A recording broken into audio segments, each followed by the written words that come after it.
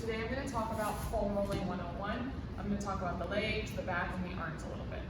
It's really important to perform before and after your activity to reduce muscle tension, improve circulation, and improve your overall mobility and ability to do your sport. So the first one I'm going to show is rolling out the fronts of the thighs, the quads.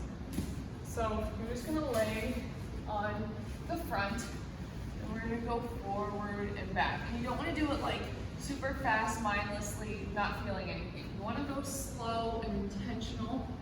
Feel for the tight spots. When you get a tight spot, make sure you stay on it, and then you can bend your knee up and down. You can rotate your foot side to side to help work that muscle out in all different directions.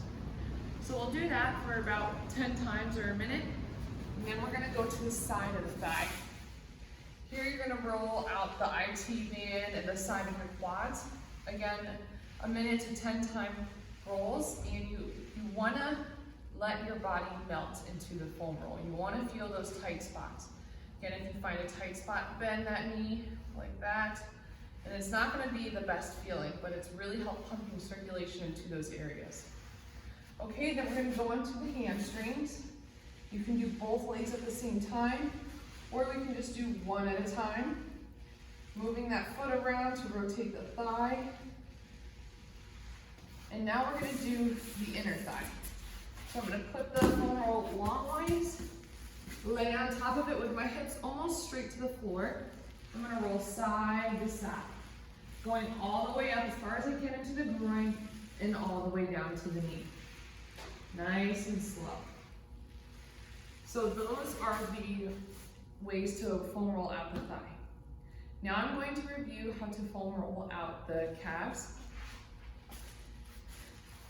Okay, we're just going to go back and forth. Again, you can do one at a time. Move your foot side to side to get the outside of the calf muscles, the peroneals right here.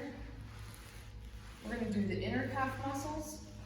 And then it's really important that we work the calf and get down low, and then you can pump your ankle back and forth. Do this as you move up the calf. And then you'll do the other leg.